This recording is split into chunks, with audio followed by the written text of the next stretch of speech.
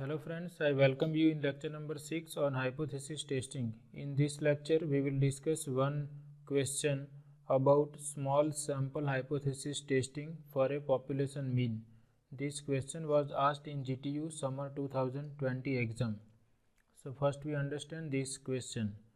A courier service advertises that its average delivery time is less than 5 hours for local deliveries. A random sample of 10 for the amount of time this courier service takes to deliver packages to an address across town produce the following times: 8, 3, 4, 7, 10, 5, 6, 4, 5 and 8. Is this evidence support the claim of the courier service at 5% level of significance? That we have to answer. So here the variable is average delivery time for this courier service, and the claim of this courier service is that its average delivery time is less than 5 hours. That is, if we consider mu equal to population mean, then in this question we have to test this claim of this courier service. So for that they have taken a sample having 10 observations, and we are given the observations of the sample. So we have to decide sample mean and sample standard deviation for this sample. Also we have to find out sample standard deviation using this sample data. Now here size of sample is n equal to 10. That means we have a small sample, and here there is no assumption about the distribution of population. So because we have a small sample and we are not having the value of population standard deviation. Population standard deviation is unknown. Instead of that we have to use sample standard deviation. So here we have to make assumption that the population from which the sample is taken is having a normal distribution. So if we make this assumption, then we can apply this small sample test for hypothesis testing.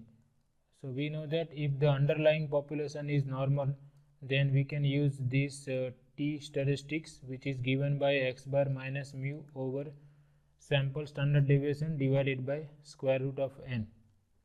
So first thing we have to do is we have to make the assumption that given distribution is given population follows the normal distribution. Assume that the underlying population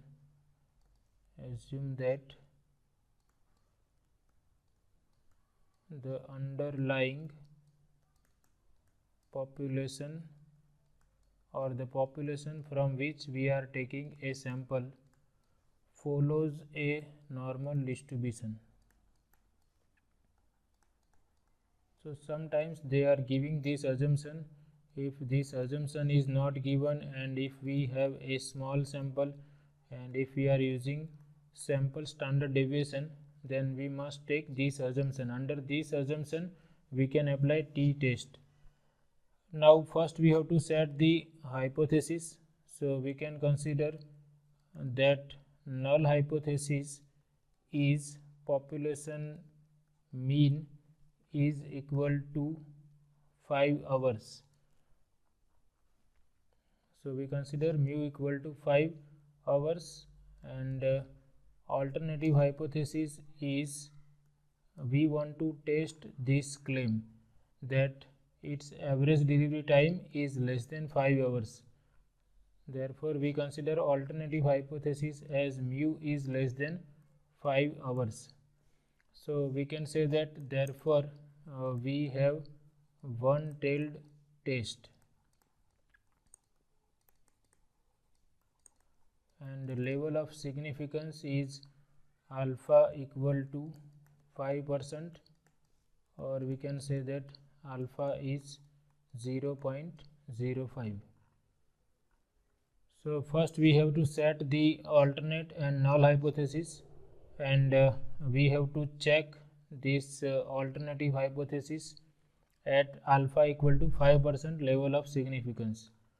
After that we have to decide that which statistics we are going to use. So here we consider this assumption that the population under consideration is following a normal distribution. Therefore we can use t statistics, and here sigma, that is population standard deviation, is unknown, but we are given the sample data. So using that sample data we can find out the sample standard deviation.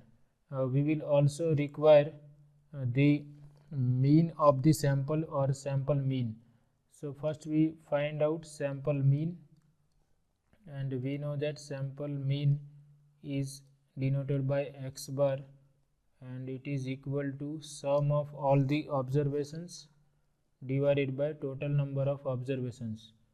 So here I have to add all these quantities: 8, 3, 4, 7, 10, 8 plus 3 plus 4 plus 7 plus 10, 8, 3, 4, 7, 10, 5, 6, 4, 5, 8 plus 5, 6, 4, 5 and 8 divided by total number of observations. So if I sum all these observations, their sum is 44, and sample size is their sum is not 44, that is 60. If I take sum of all these observations, it is 60 divided by sample size. Therefore we obtain that value of sample mean is 6, x bar equal to 6. Now we first find out sample variance, and the sample standard deviation will be square root of sample variance. So formula for sample variance is, for sample we know this formula, sigma x minus x bar whole square divided by n minus 1. X bar is now 6, so we consider x minus 6 whole square divided by n is 10, therefore n minus 1 is 9. So now I have to take difference of each of these observations from this sample mean, or I have to consider deviations of each observation from this sample mean 6. So first I take x equal to 8, so I will have 8 minus 6, that is 2, square of 2 is 4. Then 3 minus 6 minus 3, square of minus 3 is 9. After that 4 minus 6 minus 2, square of minus 2 is 4. Similarly I consider each value of x. If I take x equal to 7, here I will obtain 7 minus 6, that is 1 square, which is 1. Then x equal to 10, 10 minus 6 is 4, square of 4 is 16. 5 minus 6 minus 1 square is 1. 6 minus 6, 0, square of 0 is 0. 4 minus 6 minus 2, square of minus 2 is 4. Then 5 minus 6 minus 1 square is 1, and 8 minus 6, that is 2, 2 square is 4. And this I have to divide by 9, and here this sum is 44. 44 divided by 9 is 4.89 up to 2 decimal places. So therefore sample standard deviation is s equal to square root of sample variance, that is square root of 4.89, which is equal to 2.21. So therefore sample standard deviation for given sample is 2.21. Sample size is n equal to 10. Okay, we should keep in mind that sample size is n equal to 10. Now because we have assumed that given sample is taken from a population which is normal, so we can use the t statistic. So for that we find the value of t statistic. So we know that t is given by x bar minus mu over s over square root of n. Value of sample mean is 6 minus population mean we have considered as mu equal to 5, so we use that value.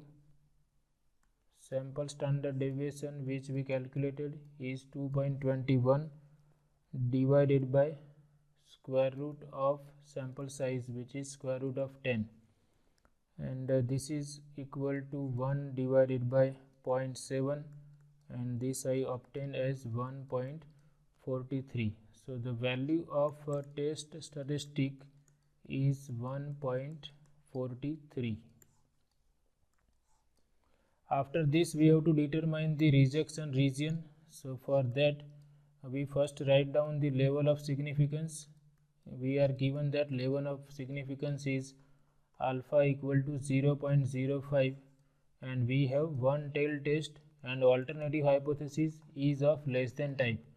So if we consider the graph of t distribution, suppose this is the t distribution for n minus 1, that is 9 degrees of freedom.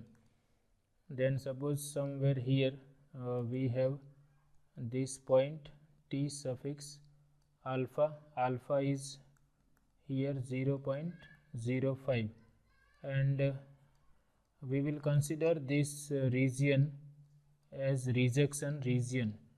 If value of test statistic is less than this critical value of t for 0.05 level of significance, then we will reject the null hypothesis. So before that decision we have to decide what is this value t 0.05 at degrees of freedom equal to n minus 1, which is 9. So we have to use one tailed test at 0.05 or 5% level of significance and with 9 degrees of freedom. So for that we have to go for table of t distribution. So we consider this statistical table for critical values of t. Here we are given significance levels in percentage, and our test is one tail test, so we concentrate in this row, and level of significance is 5%, degrees of freedom is 9. So if we consider this intersection, then we obtain that critical value of t at 5% level of significance is 1.833, or we can say that t suffix 0.05 is equal to 1.833. So here we are on the negative side. Suppose this is value, this value is 0, and we have minus t alpha here. To the left side of 0, critical values are negative. So this is minus t suffix 0.05. So minus t alpha, that is minus t suffix 0.05, and that we obtain using table as 1.833, and we are considering to the left side of 0, so we consider this negative sign minus 1.833. So this value minus t alpha is minus 1.833. So the region to the left side of this value is the rejection region. If our t statistic has value to the left side of this minus t alpha, then we will reject the null hypothesis. So we can say that this is the rejection region. So we have calculated value of minus t alpha, which is minus 1.833, and using that value we have decided the rejection region. So next step is to take the decision about the rejection or not rejecting the null hypothesis.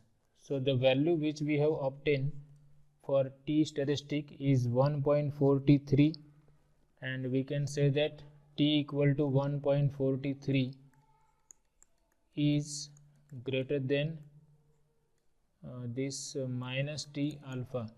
This 1.43 will be somewhere on this side to the positive side, and it is not in this region, rejection region.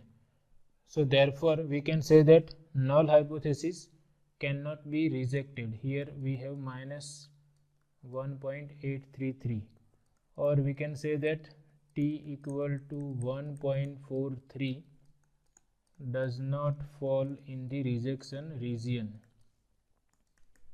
does not fall in the rejection region. So therefore our decision is, therefore we fail to reject null hypothesis, which we have denoted by H naught. So we fail to reject H naught. That means we cannot say that mu equal to 5 is rejected. So this alternative hypothesis must be rejected. So we can say that there is no evidence to support courier's advertisement. Here we are asked to check that is this evidence support the claim of the courier service at 5% level of significance. So we can say that this evidence does not support the claim of the courier service at 5% level of significance. Courier service advertises that its average delivery time is less than 5 hours, and here we have taken null hypothesis as average delivery time equal to 5 hours, and we have concluded that we cannot reject this null hypothesis. That means we cannot say that average delivery time is not equal to 5 hours. That means we have to reject this statement, or company's claim is not acceptable. So final answer we can write in this way, that there is no evidence to support courier's advertisement. Therefore there is no evidence to support courier's advertisement.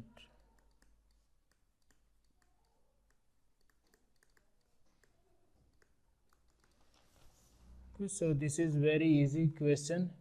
You have to take care of this, that because alternative hypothesis is of less than type, we have one-tailed test, and whenever we have less than type inequality in alternative hypothesis, we will remember that if critical value, if value of test statistic t is strictly less than minus t alpha, then only we will reject null hypothesis.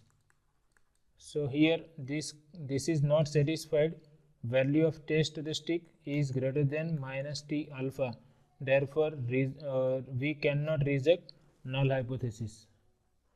So as usual we recall this, that if we have an alternative hypothesis in different forms, suppose alternative hypothesis is of less than type, say mu is less than some value of population mean, then we reject H naught if t is less than minus t alpha. Alpha is the level of significance.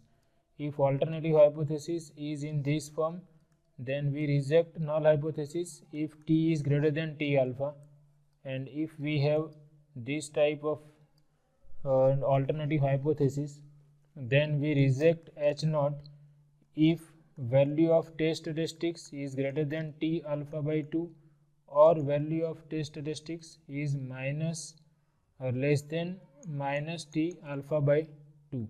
So this we will remember when we are using this t statistic in the hypothesis testing,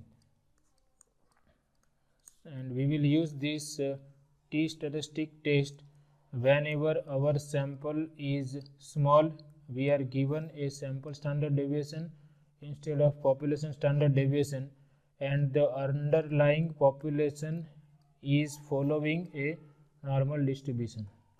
Okay, so this is all about this session. I hope you like it. Thank you very much.